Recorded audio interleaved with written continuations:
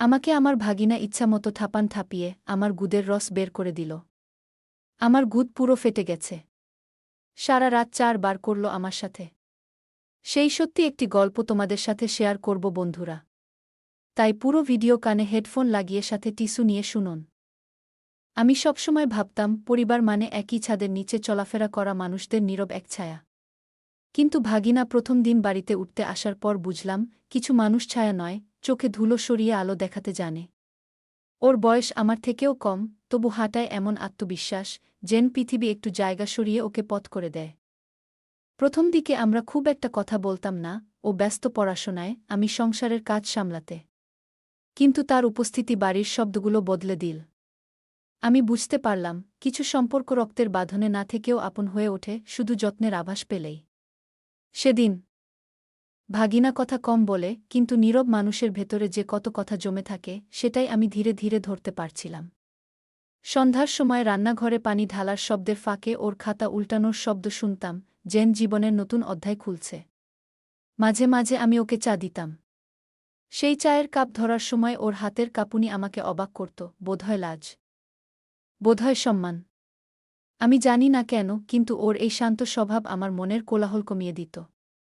আমার নিজের জীবনের ঝড়গুলো হঠাৎ শান্ত হয়ে যেত। তখনই ভাবতাম, এই ছেলে আমার জীবনে কী ভূমিকা নিতে এসেছে। একদিন বিকেলে হঠাৎ মাথা ঘুরে পড়ে যাচ্ছিলাম। ভাগিনা দূর থেকে দৌড়ে এসে আমাকে ধরে ফেল।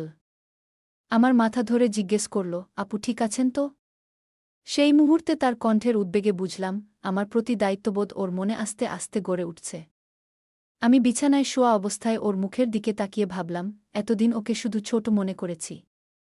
কিন্তু তার ভেতরে যে এত পরিণত এক মানুষ লুকিয়ে আছে সেটা আমার জানা ছিল না।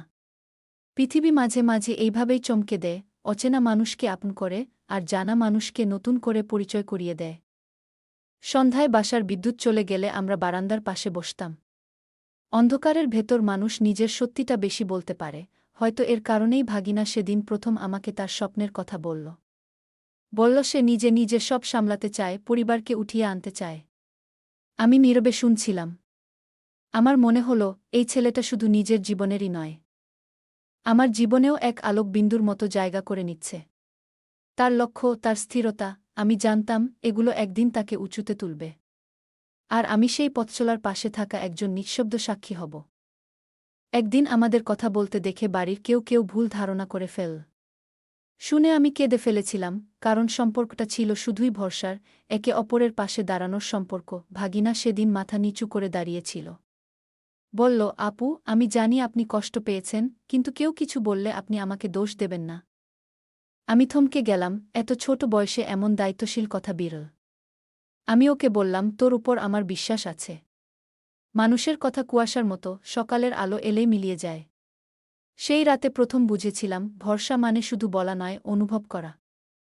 ভাগিনা পড়াশোনা, চাকরি আর পরিবারের প্রত্যাশার মাঝে এক ধরনের অদৃশ্য চাপের মধ্যে ছিল। আমি দূর থেকে তা টের পেতাম। অনেক রাতে যখন সবাই ঘুমিয়ে যেত ও তখনও পড়ার টেবিলে বসে থাকত। আমি পানি দিয়ে যেতাম আর ও হাসিমুখে বলত, ধন্যবাদ আপু। কিন্তু সেই হাসিতে ক্লান্তির রং লেগে থাকত। আমি জানতাম যদি আমি না থাকতাম, হয়তো ও আরও ভেঙে পড়ত। তখন বুঝলাম কিছু সম্পর্ক রক্তের দোষে নয়, বরং প্রয়োজনের জায়গায় জন্ম নেয়। আমরা একে অপরের জীবনে নীরব সহযাত্রী হয়ে উঠেছিলাম। পরীক্ষার ফলের দিন ভাগিনা আমার ঘরের সামনে দাঁড়িয়ে কাঁপা কাঁপা গলায় বলল, আপু আমি পাস করেছি। তার চোখে এমন আনন্দ, এমন বিস্ময়, যেন পৃথিবী তাকে প্রথমবার স্বাগত জানাল। আমি ওকে বললাম, তুই পারবি। আমি জানতাম। দূর থেকে বাতাস জানালার পর্দা নড়াচ্ছিল, কিন্তু আমার মন আরও জোরে দুলছিল। ওর অর্জন যেন আমার নিজের কোনো অজানা ক্ষুধা মিটিয়ে দিল। ও বুঝুক আর না বুঝুক, তার জীবনের প্রতিটি ছোট জয় আমাকে ভিতরে ভিতরে শক্ত করে তুলছিল। ওর সফলতার পর পরিবারও ধীরে ধীরে তার মূল্য বুঝতে শুরু করল। কিন্তু জানি না কেন আমার দিকে তাকানোর চোখগুলো আলাদা হয়ে গেল। কেউ কেউ ভাবল আমি নাকি ওকে অতি সহায়তা করেছি। আমি শুধু হাসতাম, কারণ সত্যিকারের সম্পর্ক ব্যাখ্যা চাই না। ভাগিনা সেদিন বলল, আপু চিন্তা করেন না, মানুষ সময়ের পর বুঝবে। সেই বয়সে ছেলেটার এই পরিণত ভরসা আমাকে অবাক করেছিল। কখনো কখনো ছোট মানুষও বড়দের চেয়ে বেশি স্পষ্টভাবে পৃথিবী দেখে। চাকরির জন্য ভাগিনার অন্য শহরে যেতে হবে। খবরটা শোনার পর মনে হলো ঘরের একটি চেনা শব্দ হঠাৎ বন্ধ হয়ে গেছে। আমি জানতাম আমি তাকে আটকে রাখতে পারব না। ও যখন ব্যাগ গুছাচ্ছিল আমি নিঃশব্দে দরজার কাছে দাঁড়িয়েছিলাম। ও হঠাৎ বলল, আপু, আপনি ছাড়া হয়তো এত কিছু করতে পারতাম না। আমি মাথা নেড়ে বললাম, মানুষের পথ ওর নিজের, আমি শুধু পাশে ছিলাম। সেই মুহূর্তে বুঝলাম বিচ্ছেদ মানেই শেষ নয়, কিছু সম্পর্ক সম্মানের মতো নীরব, গভীর ও দীর্ঘস্থায়ী। ভাগিনা দূরে চলে গেলেও কথার দূরত্ব তৈরি হয়নি। মাঝে মাঝে ফোন করে বলে, আপু, আপনাদের সবাইকে ভীষণ মিস করি। আমিও বলি, তুই ভালো থাকলেই আমরা ভালো। তার কণ্ঠে এক ধরনের দায়িত্বের গন্ধ থাকে, যেন সে এখন সত্যিই বড় হয়ে গেছে।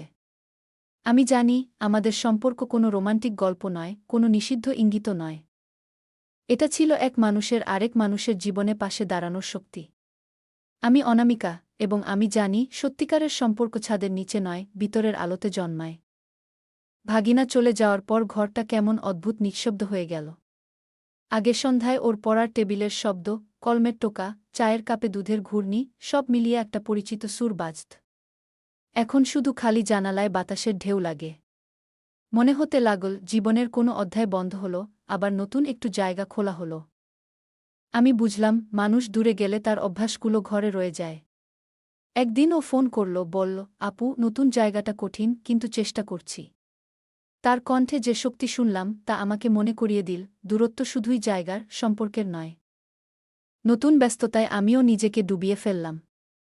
সংসার, নিজের ছোট চাকরি আর ঘরের দায়িত্ব, সবই যেন আমাকে ব্যস্ততার বর্ম পরিয়ে দিল। কিন্তু মাঝে মাঝে চা করতে গিয়ে হঠাৎ মনে পড়ে, কাপটা হাতে নিয়ে দাঁড়ালে ভাগিনা হাসি মুখে বলত, আপু, এত কষ্ট করেন কেন? সেই স্মৃতি এসে ভর করে। আমি ভাবি, জীবন কখনো কখনো কিছু মানুষকে দিয়ে শেখায়, আর কিছু মানুষকে দিয়ে বদলায়। ভাগিনা সেই বদলের এক নীরব শিক্ষক ছিল। আর আমি তার শেখানো ধৈর্য আর স্থিরতা প্রতিদিন ব্যবহার করছি। এক বিকেলে ফোন এল, ওর চাকরির প্রথম প্রমোশন। কণ্ঠে উত্তেজনা আটকে রাখতে পারছিল না। বলল, আপু, আমি পারছি। আমি ব্যালকনিতে দাঁড়িয়েছিলাম, সূর্য তখন কমলা রঙে আকাশ মাখাচ্ছে। মনে হলো পৃথিবীও তার আনন্দ ভাগ নিচ্ছে। আমি বললাম, তুই এই দিনটা পাওয়ার যোগ্য। ভাগিনা হেসে বলল, আপু, আপনার উৎসাহ না পেলে হয়তো এখানে পৌঁছাতে পারতাম না। ফোন কেটে যাওয়ার পর আমার বুক ভরে উঠল এক ধরনের গর্বে, যেন নিজের কোনো চারা গাছ দূরে গিয়ে ফুল ফুটিয়েছে। প্রমোশনের খবর বাড়িতে ছড়িয়ে পড়তেই পরিবারের আচরণ বদলে গেল। আগের যারা ভুল ধারণায় ছিল তারাই এখন ওকে নিয়ে গর্ব করে। তারা আমাকে বলল, তুমি ওকে অনেক সাহস দিয়েছ। এই স্বীকৃতি শুনে আমি হেসে ফেললাম, কারণ সম্পর্কের সত্যিকারের মূল্য মানুষ দেরিতে বুঝলেও মনের ভেতর সেটি বরাবরই স্পষ্ট থাকে। ভাগিনা ফোনে বলল, আপু, আমি ইচ্ছে করলে মাসে একবার আসব। শুনে মনে হলো যেখানেই যাক বাড়ির টান সে ভুলছে না। সম্পর্ক কখনোই একদিকে চলে না, দুই দিকেই পথ থাকে। 1 মাস পর ভাগিনা বাড়ি এলো। সন্ধ্যায় আমরা বারান্দায় বসে চা খেলাম, যে বারান্দায় একসময় অন্ধকারে আমাদের প্রথম কথা বলা শুরু হয়েছিল। এবার আলোয় বসে ভাবলাম, সময় কেমন করে মানুষকে বদলে দেয়। ভাগিনা আরও পরিণত, আরও নিশ্চিত। ও আমাকে বলল, আপু, দূরে গিয়ে বুঝেছি আপনার মতো মানুষ পাশে পাওয়া ভাগ্যের ব্যাপার। তার কথায় আমি একটু চুপ করে থাকলাম। কারণ অনুভূতির জায়গাগুলো কখনো কখনো শব্দের চেয়ে নীরবতায় বেশি স্পষ্ট হয়। ও ফিরে যাওয়ার পর আমাকে প্রতি সপ্তাহে শহরের গল্প বলে, রাস্তাঘাট, নতুন সহকর্মী, কাজের চাপ। তার বর্ণনা শুনে মনে হয় যেন সেই অচেনা শহরকে আমিও কিছুটা চিনে ফেলেছি। একদিন বলল, আপু, এখানে একা লাগে কিন্তু আপনার কথা মনে করলে সাহস পাই। শুনে বুঝলাম মানুষ যত দূরেই যাক, হৃদয়ে যদি কারো জায়গা থাকে সেই জায়গা বদলায় না। আমরা পরস্পরের প্রতি সেই নীরব আস্থা রেখেই দিন পার করছি, শুধু দূরত্বের মধ্যে। ভাগিনার উৎসাহে আমিও নিজের ছোট ব্যবসা শুরু করলাম, অনলাইন হস্তশিল্প বিক্রি। সে আমাকে বলল, আপু, আপনি পারবেন। আপনার হাতের কাজ খুব সুন্দর। তার বিশ্বাস যেন আমার নিজের বিশ্বাসকে নির্বে হাত ধরিয়ে দিল। প্রথম অর্ডার আসার দিনে ভাগিনাকে ভিডিও কল করে দেখালাম। সে হাততালি দিয়ে বলল, সাবাস আপু। তার সেই উচ্ছ্বাস আমার ভিতরের হতাশা ভাসিয়ে দিল। বুঝলাম আমরা দুজনেই একে অপরকে নিজ নিজ পথে দাঁড়াতে শিখিয়েছি। একদিন পরিবারের বড়রা বসে আমাকে বললেন, তোমরা দুজন একে অন্যকে খুব সম্মান করো, এটা দেখে ভালো লাগে। শুনে মনে হলো অনেক দিনের ভুল বোঝাবুঝির ভাঙা ইটগুলো যেন সরিয়ে নতুন মেঝে তৈরি হল। আমি বুঝলাম, সত্যিকারের সম্পর্ক লুকোনোর দরকার হয় না, সময় নিজেই সত্যকে চেনায়। ভাগিনাও শুনে খুশি হল। সে বলল, আপু, আমরা তো পরিবারের মানুষ, মানুষকে বোঝাতে সময় লাগতেই পারে। এই কথাটিই সবকিছুর সবচেয়ে সুন্দর সমাপ্তি ছিল। চাকরির আরও ভালো সুযোগ পেয়ে ভাগিনাকে বিদেশ যেতে হবে। সে বলল, আপু, আপনি না বললে আমি যাচ্ছি না। আমি ওকে বললাম, তোর পথ থেমে থাকা ঠিক না। তুই উড়বি, আর আমরা দেখব। এটাই তো সম্পর্কের শক্তি।